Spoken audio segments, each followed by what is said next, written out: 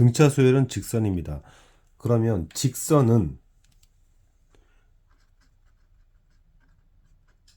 x절편이 대칭의 중심이죠.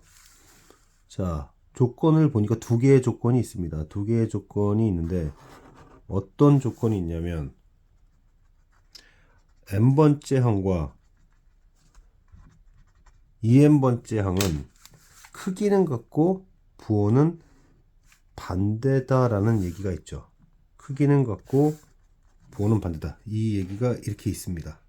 그러면 여기가 대칭의 중심인데 이 대칭의 중심은 x축과의 교점 x절편이죠. 2분의 3n번째인데 x축과의 교점에서는 항이 존재하지 않는다고 했습니다. 이걸 통해서 알 수 있는 것은 그러면 얘가 순서가 되면 안 되잖아요. 순서가 되면 안 됩니다. 수열의 순서 존재하지 않는 항이라는 얘기죠. 따라서 m은 홀수여야 됩니다. 항이 총 n 플러스 1개가 있기 때문에 여기서부터 여기까지가 2분의 n 플러스 1개가 있어야 되고 다시 여기서부터 여기까지가 2분의 n 플러스 1개가 있으며 정확하게 이렇게 대칭이 돼야 됩니다. 그러면 이 항에서 이 항까지가 이제 연속한 항이죠. 그러면은 여기가 1이잖아요. 그러면 여기가 공차, 직선의 기울기로서 공차가 되어야 하니까 여기 항의 값은 2분의 d가 되어야 됩니다. 자, 이 부분이 키포인트인 거예요. 지금 무슨 얘기냐면 수열이 이렇게 있는데 예를 들어서 여기가 p번째라고 하면 여기가 p 플러스 1번째니까 이 직선의 기울기가 공차 d가 되어야 하고 여기 간격이 1이니까 여기는 d가 되어야 하는데 그러면 지금 여기랑 크기가 같으니까 여기가 d가 되려면 여기가 2분의 d 여기 크기도 2분의 d여야 된다 이런 뜻입니다. 따라서 여기 항이 128 항들의 합이 128개라고 했는데 요 처음으로 양수가 되었을 때가 2분의 d였을 거고 그 다음 번째 항은 뭐가 되어야 하냐면 2분의 3d가 되어야 하죠. 왜냐하면 이거 다음 번째면은 1만큼 증가했을 때 d만큼 올라가야 하니까 그렇습니다. 그렇죠? 그래서 여기가 2분의 d 그럼 여기는 2분의 3d여야 된다. 2분의 3d여야 된다. 항의 개수는 2분의 n 플러스 1개이고요. 즉 2분의 d 최초로 양수가 되었을 때죠. 물론 이제 절대값 좌우대칭되는 이런 식인 건데 어찌 되었든 처음 양수가 되었을 때의 수열의 값이 2분의 d 두 번째 값은 정확하게 d만큼 증가해야 되니까 2분의 3d 그런데 항수가 몇 개라고 그랬죠? 항수가 2분의 n 플러스 1개라고 했습니다. 얘가 지금 양수가 되는 첫 번째 항이고 양수가 되는 두 번째 항이고 마지막 양수 2n번째죠. 2n번째는 순서상으로 이거 번째가 되는 거죠.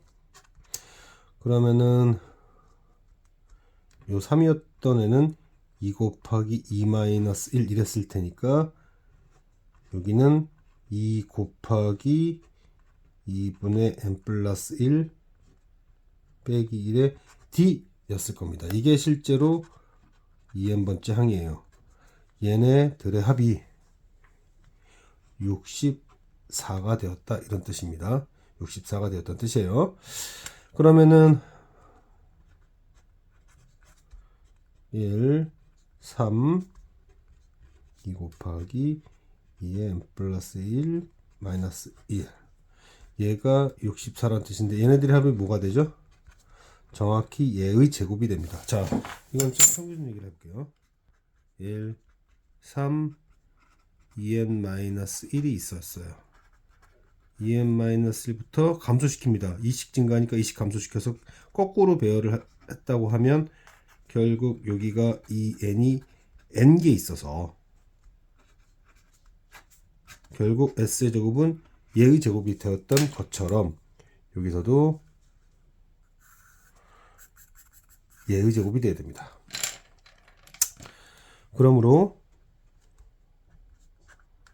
2분의 공차 2분의 n 플러스 1의 제곱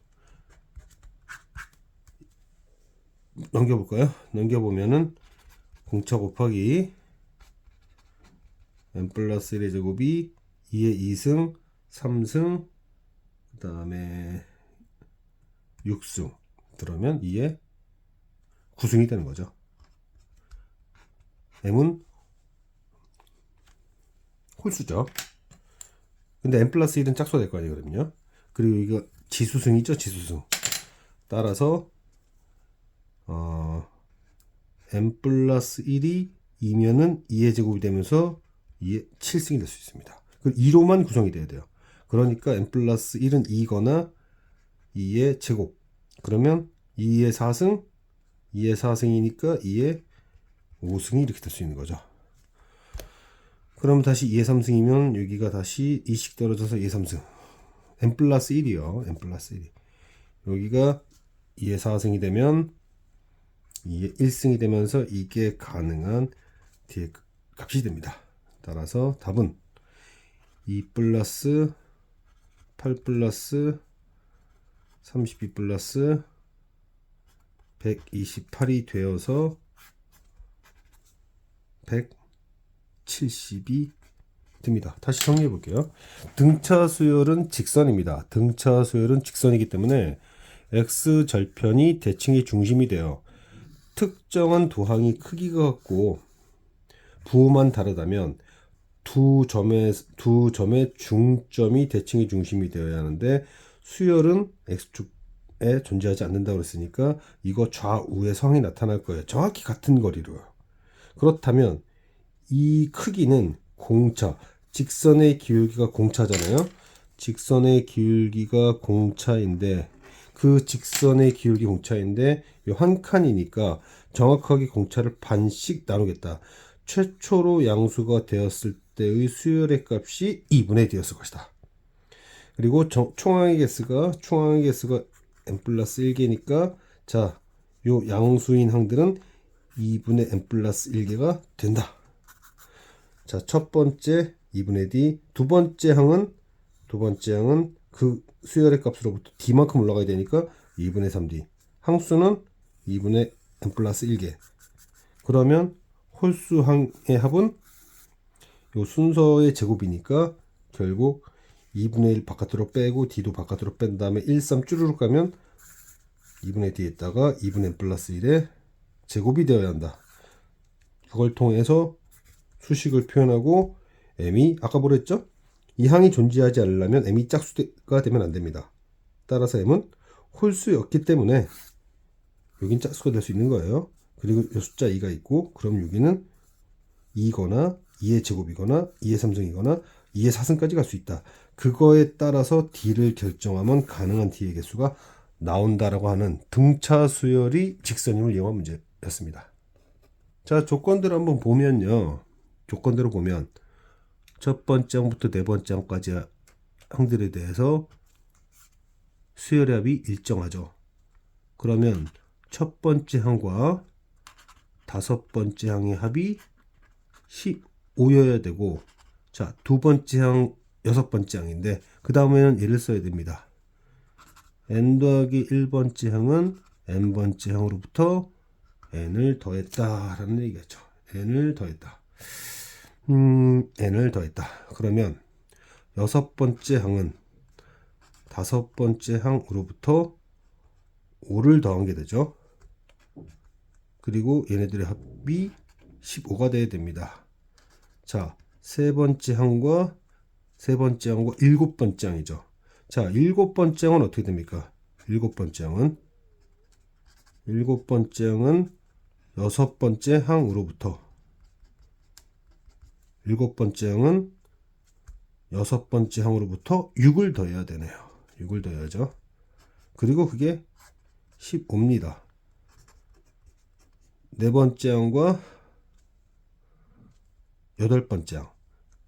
여덟 번째 항은 어떻게 됩니까? 여덟 번째 항은 일곱 번째 항으로부터 7을 더해야 되니까 일곱 번째 항으로부터 7을 이렇게 더해야 되는 거죠. 그리고 마찬가지로 15입니다. 그러므로 15, 15, 15, 15, 15, 60이고요. 그 다음에 1, 2, 3, 4의 합은 6이고요. 그리고 다섯 번째 항이 하나, 둘, 셋, 4개가 나오고요. 그 다음에 5, 10, 15, 21, 27, 34가 됩니다. 그래서 여기까지가 40이 되니까 20을 4로 나누면 다섯 번째 항은 5라는 것을 알 수 있습니다. 개차 수열을 정확하게 표현해야 되는 거죠. 일곱 번째 항은 여섯 번째 항으로부터 6을 더한 것이다. 이런 식으로요. 이런 식으로 이런 디테일, 이런 부분을 조심해야겠다.